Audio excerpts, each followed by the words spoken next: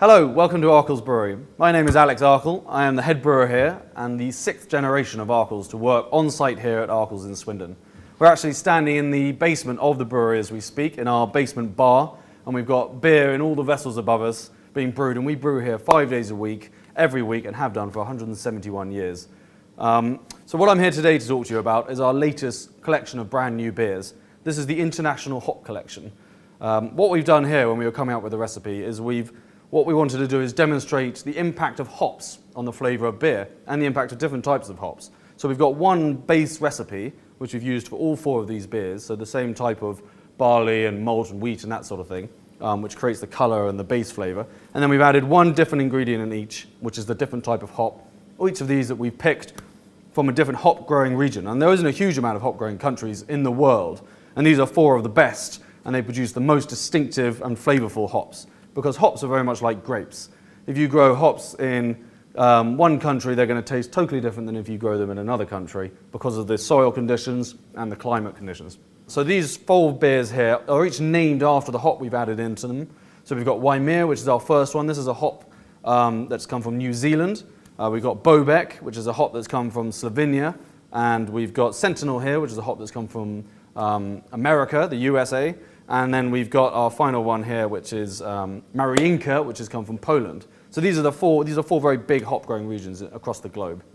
What I want to talk to you today about predominantly is actually Bobek, because I have Bobek here, and I think it'd be nice to expand further on how the hop really has an impact.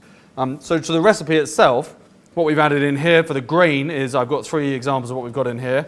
We've got some wheat, which you can tell is wheat because it's a little smaller grain here. And what wheat does to the recipe is it adds a little bit better foam. It's very good for foam retention. You get that nice white foam from wheat because it's a bit higher in protein, and also a little more mouthfeel and body. We've got some dark roasted barley here, so this has been through a kiln and only slightly roasted. That's going to give you a slightly bigger body of flavour, and also the colour. So all that lovely dark colour you can see in the Bobek there, that's got a really lovely deep amber colour, that's coming because of this particular grain variety here, and that's imparted all that nice colour. And then finally we've got our base malt here, which is Maris Otter, and this is where all the sugar comes from. So that's all full of all the sugar that we're going to turn into alcohol through the process. All comes from the Maris Otter. All of these ingredients, especially the Maris Otter, are premium ingredients. We spend more money on our ingredients here than a lot of people would, because I'm very much of the principle that the better ingredients you put in, the higher quality final beer you get. When we're tasting beer, what we do first is you have a look at it, make sure it's nice and clear. We've got a delicious looking colour there, as I explained, and we've got perfect clarity. I can see through there, it looks very nice and bright. We'll have a look at the aroma, have a smell of the aroma. Oh, it smells delicious. And then what we're going to do is have a flavour, have a taste. Cheers.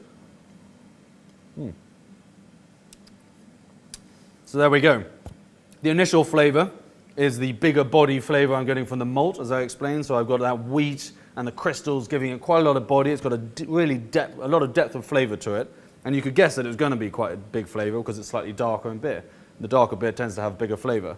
So that's your initial flavour, is that malty, roasted flavour that comes through from the barley and the roasted barley. And then it's got and I've still got that flavour in my mouth now, that lingering, citrusy, lemony flavour coming through from the Bobek hop. Absolutely delicious, well-rounded. Not too much of either, perfectly balanced. You feel like you could, well, I feel like I could drink a whole pint of that very quickly. And it's 3.6%, that's what we brew that to. Very easy drinking beer. Cheers.